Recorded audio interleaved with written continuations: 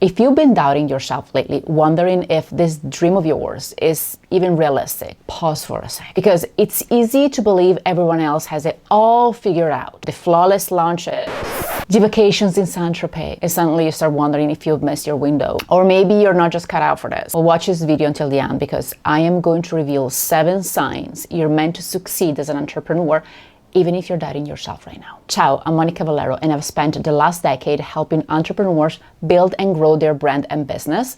So I know if you have these qualities, your success is already in motion. It's just waiting to catch up to it. Sign that you're about to succeed. Number 1, you can't see yourself doing anything else. Maybe you'll have to find a second job, or maybe you already have one to support this dream of yours. But you know in your core that you're meant for this. You're meant to do this. It's your mission. It's something unexplainable. It's what you go to sleep every night thinking about. And no, it's not just about the money. It's about the impact that you're here to make, the people that you're going to make with the things that you do, the things that you know. It's outside of your ego. The more you try to push it down, the more it bubbles up. It's a calling. You can't stop thinking about it. And it's not an unhealthy obsession, but you know that when you are in it, when you're helping your clients doing what you love, the things that you know, you are in your zone of genius and you lose track of time. Wait, what time is it? Number 2, even in moment of despair, when you feel defeated and you just want to curl up in bed, you're willing to roll up your sleeves and find a solution. You take setbacks as lessons to improve what's not working. Instead of falling into victim mode, you know that the faster you'll fail, the faster you'll succeed. You simply say, well, I tried and it didn't work. What's next? You're aware that this were easy, everyone will do it. I went through that myself. My business didn't click for over 2 years. I had a client here and there, but it was not sustainable. And if I had given up back then, I wouldn't be here sharing all these things with you today. Can you imagine? I wouldn't be doing what I love the most every day. And what I had to learn was that the business was not me. It was not my value. It was not my worth. It was just something that I was doing. That's something that I do every day.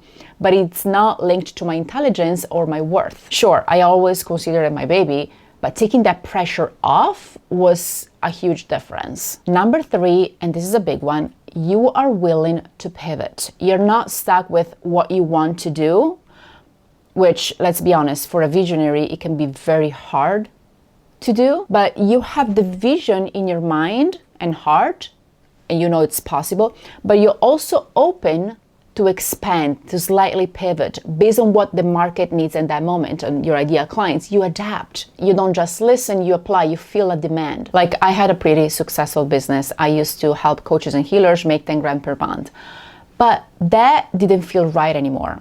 Although there was demand for it, for that niche, for that thing, it didn't position me as a category of 1. I didn't stand out and it didn't feel right anymore. And I didn't want to cap it to a specific amount because my clients were making much more than that. I could teach that in 1 hour. So I went through a dark night of the soul, which for those who are in spiritual is basically a period where everything you thought you wanted stopped making sense anymore. You're called to realign with something deeper. That's actually how my new rebrand came out. I didn't completely pivot, I expanded. And I think this is the case for a lot of smart entrepreneurs this year with the arrival of AI in full force.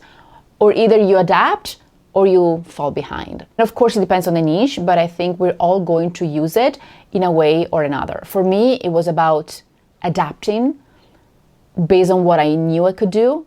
And now I feel so much more in tune, helping not just coaches and healers, but all sorts of online service providers who are doing incredible work. Number 4, you take care of yourself.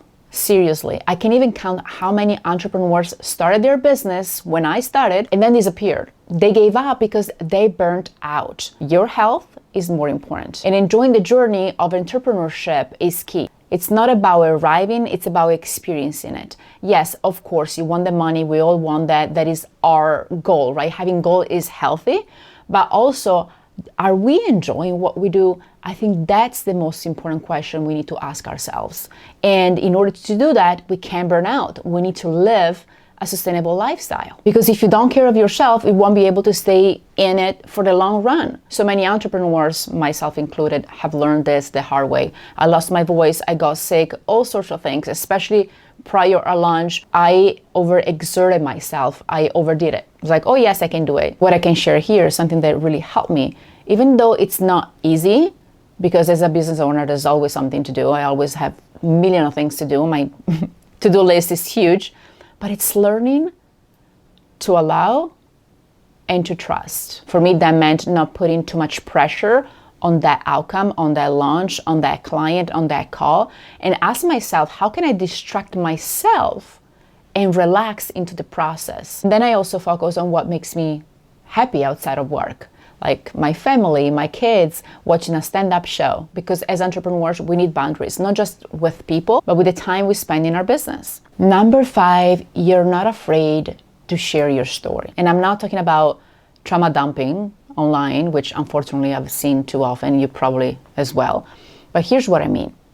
People have been taught to niche down, but that doesn't really work anymore. Unless you have an extremely unique niche and you're the only person doing it, which is very rare. Possible, but rare. But even then, when you share your story the right way, you connect with people, your audience, on a deeper level. You share your voice and what you believe in, even if your voice shakes and your legs tremble. And I created a free training on this called Unlock the Power of Your Story, where I can help you craft your brand story, explore 3 different types of storytelling you can use in your content, and avoid the common mistakes that hold entrepreneurs back when doing that. So check it out in the description. And if you want help sharing your story in a way that grows your brand and impact, book a call down below in the description as well to learn how you too can start attracting high-paying clients and be known in your industry. Sign that you're meant to be successful. Number 6, you're a little delulu, a little delusional in the best way. You believe in things before there's proof.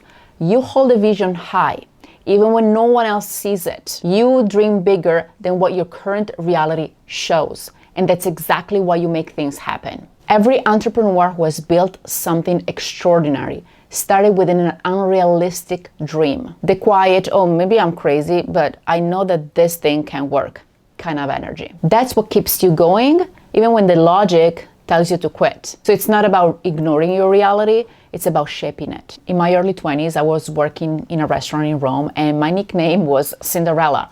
I was working hard and dreaming even harder. That's what got me where I am today. I didn't allow other people's limitation to shape my future. I decided what's possible for me, and I stayed open to even more. Number 7, you take criticism, not from anyone, but from those who've been there. You can discern the difference between someone projecting their own fears on you and someone offering genuine wisdom.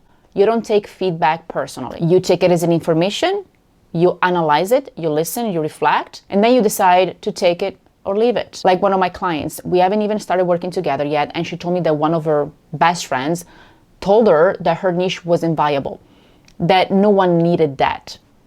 She panicked immediately, so I asked, hold on a second, is your friend in business, in your niche, or is she your ideal client? And she said, no, she works at a post office. So I was like, oh, hold on a second, nothing wrong with that. But please, please, please, please, please, don't take advice from people who don't understand your world. And that's actually why she hired me. Within 8 weeks of working together, she filled a coaching program because she's learned to discern constructive feedback from people who have been there versus random opinions from those who haven't. So if you're someone who's learning to do the same, that's a sign that you're meant to be successful. Have you recognized yourself in any of these signs? Let me know in the comments and give this video a like so it reaches more people who need to hear it. It really helps me create more content like this for you. And watch this video over here if you want to become a leader in your industry and how to embody your story and energy so people pay attention without hesitation. I'll see you in the next video. Ciao, ciao.